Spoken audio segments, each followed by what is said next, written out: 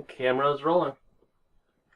So, yes, welcome everyone to another vlog. This, I think, is going to be 7 or 8. I can't remember now. Something like that. I'm probably way off, though. Kind of doing this really quickly off the cuff since I just saw Pacific Rim. With me is Thomas Kelly, who is on the review. Kelly? Kelly? Yeah, it's Keely. Keely? Okay. Yes. Sorry, I butchered your name now. Thomas here, who also saw it last night and responded very quickly, I might add, to my post on Facebook on the Reviewerverse. So we're both here to briefly and quickly talk about Pacific Rim. So actually, my question is, how was your experience with it? It was fantastic. I actually got to see it on IMAX the other night. Oh, okay. Yeah.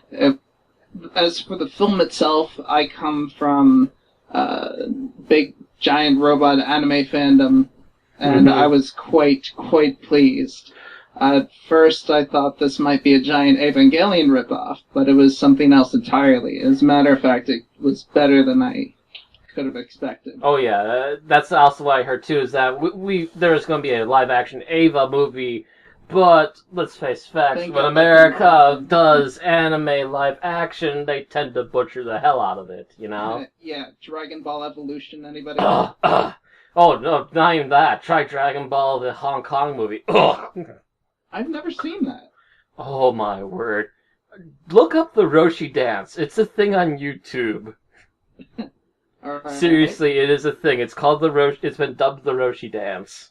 My friends dubbed it Roshi dance, and I actually looked it up on YouTube and found it. Oh yeah. Yeah, it literally everybody apparently calls it the Roshi dance. It is so bizarre and wrong. But yeah, that's another story. But yeah, essentially a lot of worry and hype was on this, whether or not this was going to be another bad attempt at a Japanese-styled movie, and I have to admit I was a little leery, but then I don't know about you, but periodically I watch quite a bit of Brad Jones, and I really like the midnight viewing stuff. Yeah. And I noticed that me and Brad Jones tend to see eye and eye on a lot on movies, more often than not. Uh-huh. Which is kind of funny, because I don't even know the guy. We literally live in different states. We couldn't be further from each other. But I'm into the same kind of quirky stuff, and I watched the review like a couple nights ago, and they're like, the only people who wouldn't like this don't like joy. And they can go fuck themselves. Yeah, I saw that too. As a matter of fact, I made a freaking meme poster for the web on it. Did you? Oh yeah, like 30-some views in one day.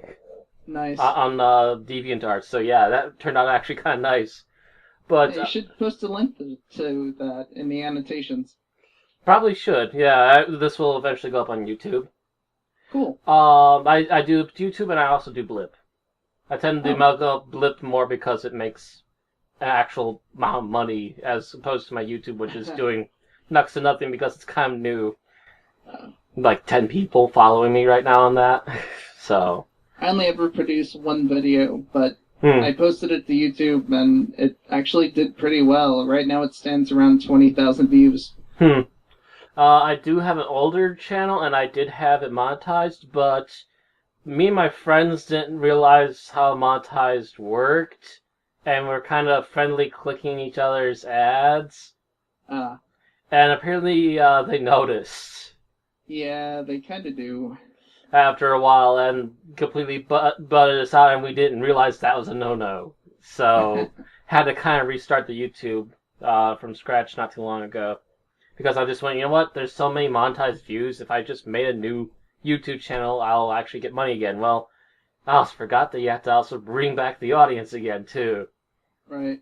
So I'm kind of waiting on that. But bringing this back around. I saw this movie today. I went there with my friend Mike, who frequently enjoys going out to theaters with me whenever he can. He heard a lot about it, and he wanted to really see it. And we also brought my father along with. I am a major nerdy geek, and I don't know why, but I was born into a fairly non-nerdy family. No, I'm totally right there with you. The closest I can get is occasionally we'll enjoy something like, say, Escape from L.A.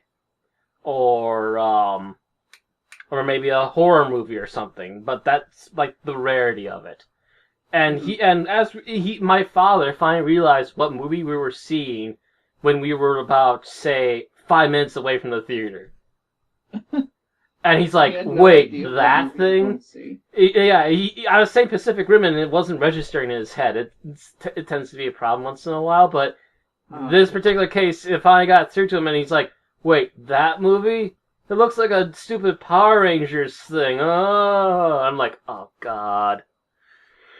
So, and I'm bickering with him the entire way, because I've seen other people who really don't care for it. Even Brad Jones, as far as I'm aware, isn't really that big into monster movies. He'll watch them, but he's not really that big into giant monster movies, as far as I'm aware. I could be proven wrong, but as far as I'm aware. And I'm like, you know what? I've heard a lot of people, and I've seen a lot of people that, as far as I'm aware, aren't into giant monster movies. They went into this and came back going, yes, excellent. I guarantee you, by the end of this movie, you'll be doing the same. And he's like, we'll see. So we sit down and start watching the movie. Literally, the whole place goes quiet. There's even little kids sitting in front of us with their grandparents watching this movie. Well, to bring it back around to Brad Jones' review of this, he and his crew really hit it on the head when he said that this is what you used to do with your action figures when you were a kid, literally put to life on a big screen. Oh, absolutely. Just that alone was definitely another hit on the head, because, yes, a robot picking up a fucking ship and then slicing some giant monster over the head with it like it's a sword. Right. Just, boom! Yeah! Do it again! Boom! Yeah! Right. Kind of moment. And, as far as I didn't even look at my father the entire way through this movie until the end credits finally hit. It went dark, then the lights slowly faded on a little bit, not all the way on, but just enough so that people who want to leave can leave. And then watched the credits for a second or two, then slowly looked over to him. He looked back to me and gave me the thumbs up. I converted him with this movie. You had a moment with your father. Yes, I finally converted him into liking a giant monster movie, which in of itself is an epic ordeal to try and accomplish. So, even people who don't like giant monster movies, it's a proven fact they like it. Yeah. So actually, a little more on the movie, I guess. Do we want to do spoilers? It's your show, man. I don't know. I think we could do quite a bit, and even Brad Jones did quite a bit without any real major spoilers. Right. So, basic premise. Aliens are not coming to us from space, but they managed to find a rift on Earth under the ocean and have been pumping out giant monsters to attack Earth. Yep. Things did not go very well at the beginning and caused a lot of collateral until they figured out a system to make giant robots to fight the monsters. And also they find out over time that the best way to keep this running and not burn out the people who are running the robots is to have two people. And on a certain level, they can kind of psychically sync with one another and make the machine run properly. The more in sync they are with each other, the better it runs, essentially, is what they kind of covered, like, within the first 10 minutes of the movie, I want to say. Yeah. And they show that, probably. Probably even less than that, like 5. The entire premise was explained and, brought the viewer into the world of the movie. Mm-hmm. And, yes, also, I believe one of the other guys I am friends with, that's also a online reviewer, he had some friends that are constantly going, oh, it's going to be all about the Americans winning this war against the giant monsters. To which I enjoyed his post that said, well, actually, if this end of the movie is to be believed, the British, the Americans, the Australians, and the Japanese are the ones that finally destroyed the monsters. Well, technically. But technically, yes. It's not just an all-U.S. group. It's not an all-U.S. group. It is definitely a worldwide mixture, and those were the major 4 to enact the last plan to stop the giant monsters. Yeah.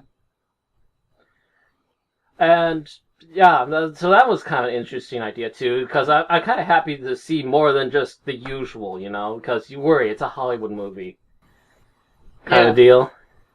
Well, you did have a lot of the typical, stereotypical kind of characters throughout, which are staples and hallmarks of traditional action films. Mm-hmm. Oh, even the Russian group and the Chinese group. Which, I might add, the Chinese group was kind of interesting. They actually had 3 guys running one robot. Did we ever see all 3 of them in one machine? I think we did, but it was kind of hard to see because there's a lot of shakes and sparks. But they were all 3 in there. They each controlled an arm. Oh. Yeah, the robot had 3 arms. Ah, that's right. Yeah. Crap. Yeah, it was. I don't blame you. It was a small point that could easily have been overlooked. But yeah, all 3 of them ran that robot at the same time, so that was interesting. Yeah. And stereotypical of the Russians, theirs is a pieced together Model 1. Right. But they're a bunch of hard asses, so of course they're running a Model 1. So, and afterwards they'll have a drink. Right. Right. But I also like to say that the Russian robot in particular, I really like their visor things. That kind of looks kind of like Splinter Cell almost. Kind of, sort of. They have like these lit up eye things. Right. And they kind of looked a little interesting, but old model. Right. So yeah, the giant monsters come from another planet. And there's some background actually behind even that, but developed throughout the movie, and spoilers, We have a main American guy that we do follow through most of the movie. He does end up a hard on his luck kind of guy, and then gets brought back in as the other plans to try and divert the giant monsters completely and totally epically fail. Yeah. I believe, they show newscasts of them trying to build up, like, giant walls and stuff, and the monsters just plow right through like it's nothing. To which I'm like, even before we saw that, I'm looking over at my buddy Mike and leaned over and went, yeah, when has a giant wall stopped anything? Yeah, I was kind of wondering about that myself. It was just a ridiculous premise to have... all these nations, all these top minds come together, and the best thing that they could come up with, besides the Jaeger program, was a frickin' wall. Yeah, exactly. Like, really? I mean, China tried that. Have you looked at the wall China lately? Didn't get completed. Yeah. just as an example. But yeah, I could probably name about a dozen other walled cities throughout science fiction and fantasy, and did they ever actually stop the problem that they were having? No. Nope. Walls are not the answer. Walls are never the answer. The walls are just a testing pole to tell the enemy, try harder. Come on, have at you. And they walked right through this one, so yeah. Yeah, that, for me, was only the really weak part of the movie. It's like, really, you couldn't come up with anything else, like a giant gun, or, like a planetary cannon, I don't know, something. A freaking giant crotch gun on the moon. Just a giant piss-off gun on the moon. This is a sci-fi movie, why not pull out all the stops? Yeah, exactly. And what other better place could you have other than the moon? It's also small enough you could probably attach rockets to it and make it move around when you want it to. Yeah. I mean, if you're gonna go crazy, go for the whole shebang. Right. And you just do a wall? But, yeah, admittedly, as much of the nitpick as we're going at it right now, it's not that big of a problem, to be honest, because it just leads right into the guy going into the new program.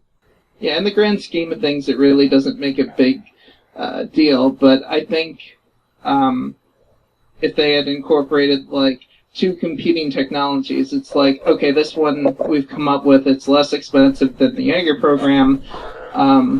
Let's just, for the sake of argument, say that there's a giant cannon or laser cannon that's orbiting space, and it's gone through a couple test runs, maybe killed a couple kaiju, and spared millions of lives. You have the old guard, which is the Jaeger program, and the new guard, which is this planetary cannon. I would have liked to see some competition between 2 competing technologies to keep the world safe. I Yeah. would have loved to see, something along those lines. And then, of course, the or the Jaeger program would have come out on top. And Mm-hmm. yeah, But also, I would say at the same time, it might have been too much, too, maybe. Because maybe. you're also having to deal with all these characters, too, and maybe a lot of them are sidelined and easily forgettable. But the one, I think, a British guy, the guy that had the dog with him all the time. Australian, yeah. Oh, he was the Australian guy? Okay, yeah, the one. Yeah. So he, even as a character, you'd think that he was just going to be a forgettable guy, but no, he keeps coming back and coming back. And actually, throughout most of the movie, he pins himself as the biggest asshole you could possibly think of for this film. Right. And even me and my buddy Mike were leaning over by each other and we're like, so, he's a big enough douche, eh? Yeah, I'd like to see him get killed. Yeah, I'd like to see him get eaten alive by a monster too.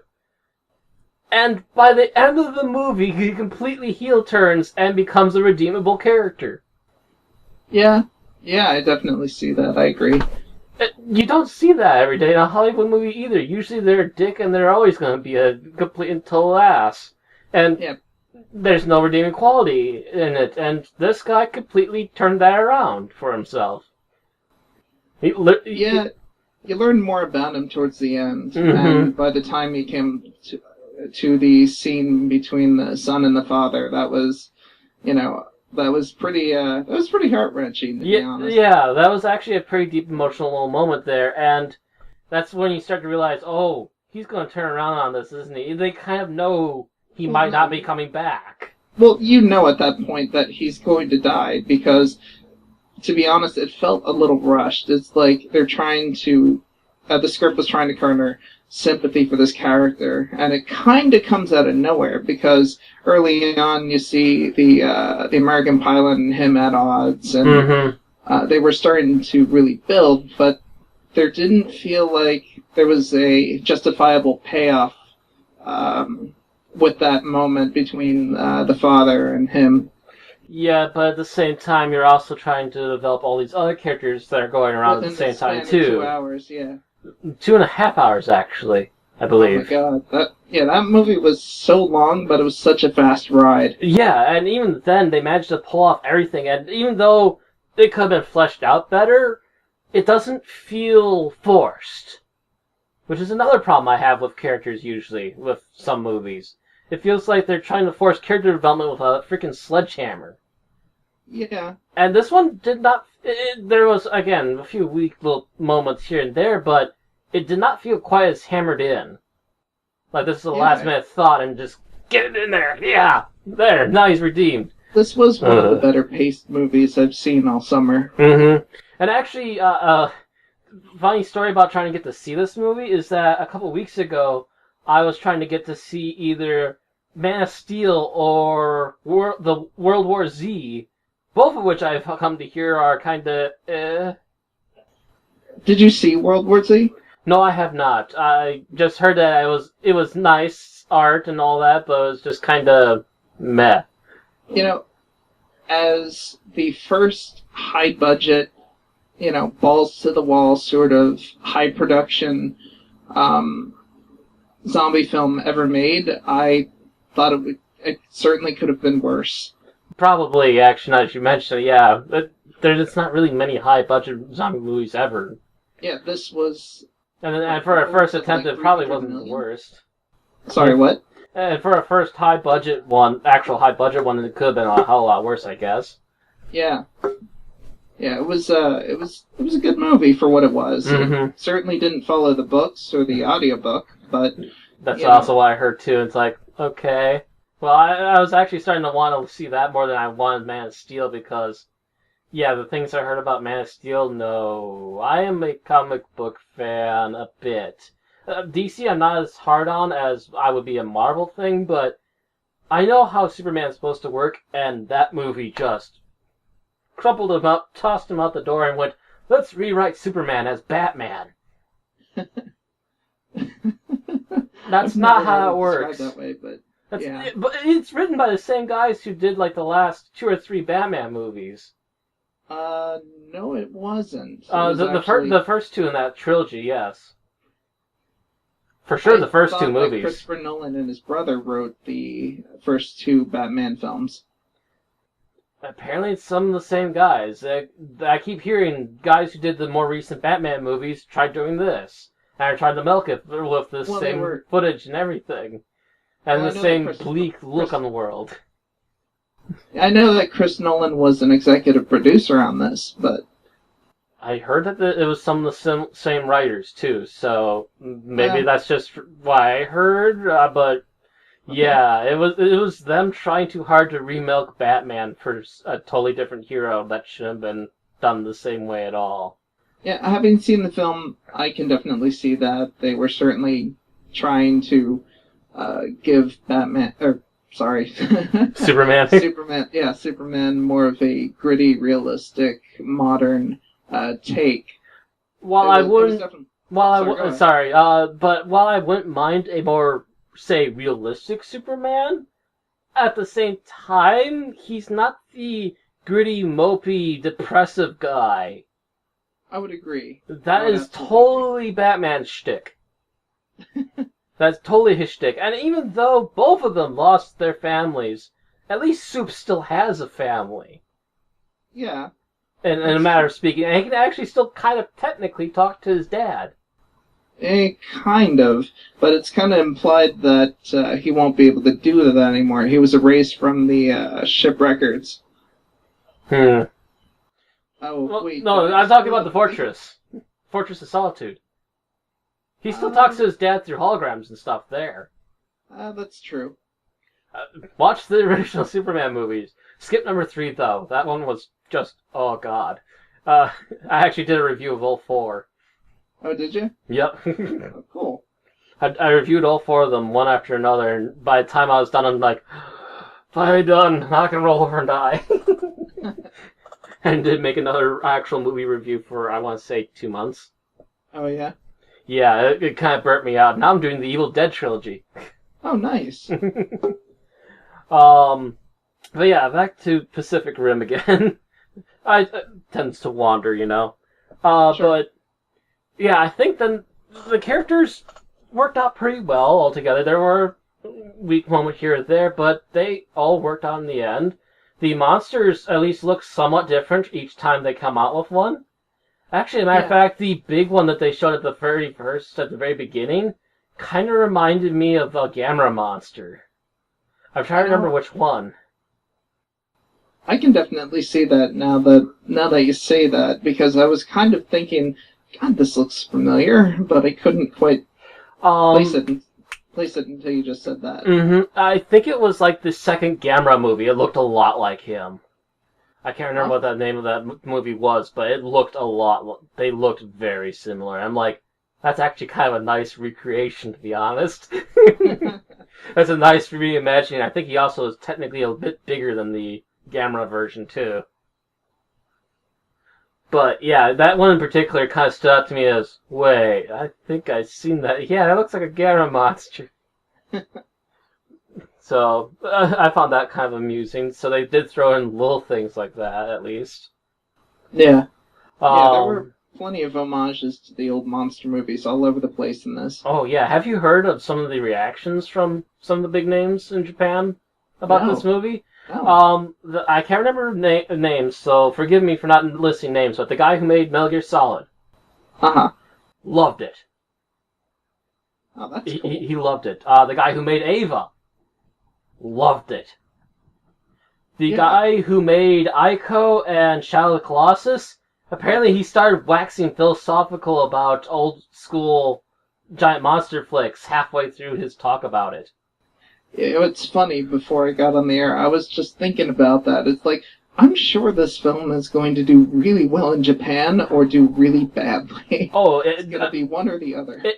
If the geeks who are actually in control of making stuff in Japan are to be quoted from, they are going to love this thing to pieces. Because almost everyone... Oh, and the guy who made Mazinger Z loved this movie. Oh, that's cool. Also, so everyone who's popular for this sort of thing. Yeah, what I'm really hoping to get ultimately out of this film, I hope that it's a success, is more giant robot adaptations of existing properties, like maybe Gundam, or we'll finally get that Evangelion movie that they've been promising for decades. Oh, you do know what happened to that Ava movie, right? What? You do know what happened to that Ava movie, right? No. It was originally being planned by ADV, who went under. They literally sunk in... ADV was backing this? ADV was backing that movie, yes. And they sunk because they put in too much money into everything. Not even just Ava, but all kinds of other things too, and they just went bankrupt. Oh, that sucks. And that's part of what brought them under. But yeah, hopefully this is kind of a calling card to Hollywood saying, hey, these movies aren't half bad, and there's a market for it, and you can do really good if you have a good director and a good script behind it. Yeah, I mean, if nothing else, this movie proved that a live-action Evangelion is possible and doable. Mm-hmm. Oh, definitely, yes. And also, I believe the same group, Legendary Pictures, is currently working on a new Godzilla movie. Yeah, they've been working on that for a couple years. I think they announced that back in 2008, and it's slated for like a 2014 release or something. Yeah, I believe that they have slated it now for next year. The only thing that I am slightly worried about is that the guy who headed this from Japan, if you know anything about giant monster movies, it's the same guy who made Godzilla vs. the Smog Monster. I don't know. A big giant black thing with red eyes that could randomly transform into like 3 different shapes. Oh. Like a land version, a sky version, and everything. Okay.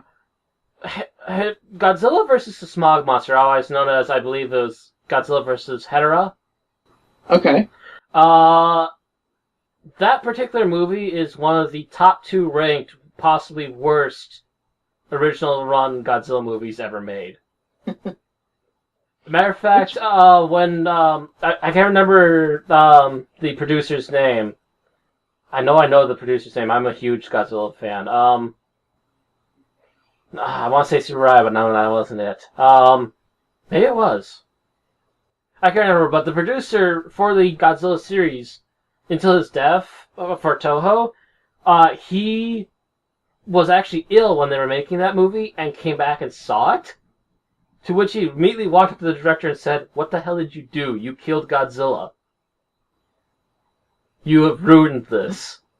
No, the American Godzilla film. Oh, just don't get me started on that. That's not Godzilla. He had no atomic breath. That's not Godzilla. La la la la la. You know, in that movie's defense, I recently went back and saw that, probably like last year, and it's not terrible in my opinion. Not big enough, does not have atomic breath, the list goes on. But I will say it had one good outcome of this. Apparently the cartoon series was really good. Oh, the cartoon was awesome! I used to watch that every Saturday. I loved that as a kid.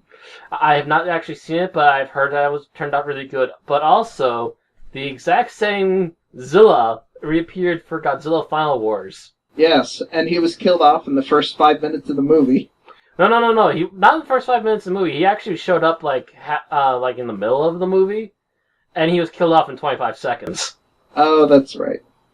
I literally timed it. I just sat there, 1,000, 2, 1,000, 3, 1,000. As soon as he was summoned, and about, I think it was 20 or 25 seconds in, okay, and he's dead. And what's the time? 25? Okay. 25 seconds. I think that was the Japanese producers pretty much expressing their feelings for that movie. In short. Yeah. But also giving cannon fodder for the series now. Now we can have all kinds of little Zillas, and Godzilla can just stomp them all. But yeah, so with that backtrack to the movie. Is there anything else we wanted to cover? Anything else you wanted to cover, rather? Sequel? What do you like? Sequel. Would you want to see? Like, what would you want to see out of a sequel for a movie like this? Because apparently, from what I've read, there's already a sequel in development. Oh. What would we do? Well, first of all, we probably would have to go to the alien planet, wouldn't we? Maybe. I don't know. If not, then we'd have to have a new threat, and they have to be somehow improved over the previous threat, I would think, in order to make it interesting and to make the movie scale up to that next level. You know what? Let's just make this retcon in the sequel. We'll retcon the first and make it a prequel to Evangelion. After the kaiju were defeated, we only lived to face a new threat. Codename Angels. Oh, yay. But in all seriousness, but actually, yeah. I think it would be interesting to see them kind of strike back at the kaiju.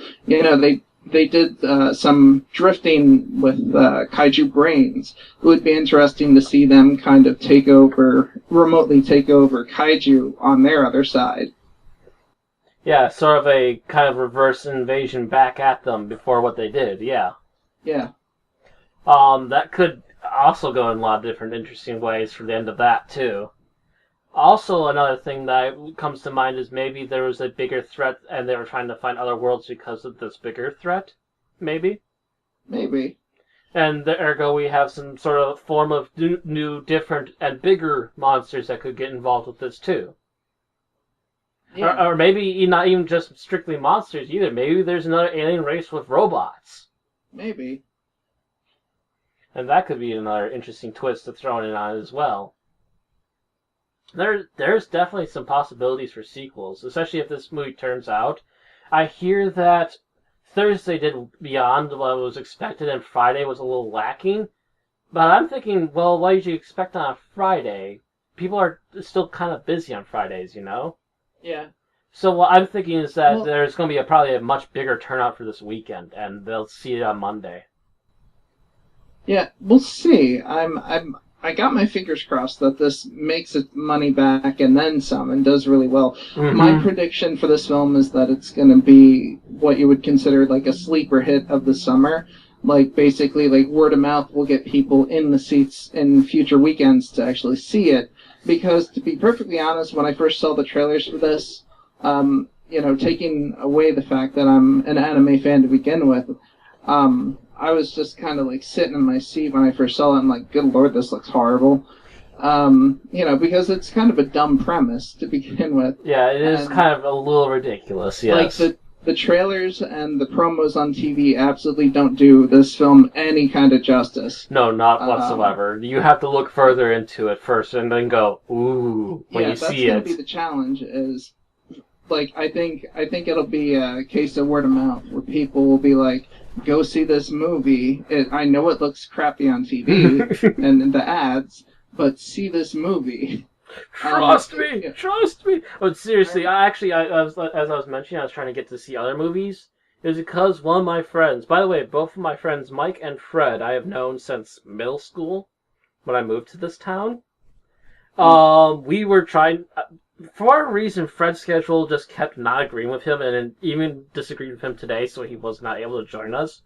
As soon as I got back, I literally messaged him, dude, you need to go see this. You don't know what you're missing. You need to see this. And though he seems to try to shy away from it once in a while, he is a sci-fi geek at heart. I know it. He is a fan of Fallout. He is still a PC gamer at heart as well. So I know for a fact he will like this. He will like this. I know it. And I also have two other friends that live in Madison. I live in Wisconsin. I was in Madison for a short period of time, and I still work at a convention there. Oh, cool. I have two friends in Madison who were saying that they really wanted to see it Saturday, I think, too, was originally the plan. But my friend Fred had schedule mishaps and then couldn't show up at all today, and then there's a thing going on Saturday that we originally wanted to meet them, and then from there go to see the movie. I don't think they managed to pull away from that event until like 8 at night. So it wouldn't have even worked out then. You know? That sucks. But they are planning to see it tomorrow. So this is going to be a heads-up video for them. Yeah. If they decide to watch. I also know that they also like to watch Brad's Midnight Views Yeah. series as well. So they already probably have been told by Brad, yeah, yes, go, must see, must see. Thank God for this movie. Don't care that Smurfs is coming out in 2 weeks. We got to see this movie. Right. But, Right. hmm? Oh, no, go ahead. I was just about to say, I think that pretty much covers our bases on this one, doesn't it? Yeah, I'd say so. So, I guess that declares it an ending then. Yeah, I suppose so. Thanks for having me on. Yep, no problem, Thomas. And thank you everyone for watching. I hope you enjoyed it, and I hope you get to see this movie. Please do. Yes, go see this movie. I'm doing a hand gesture at the camera. I'm doing Bela Lugosi at it.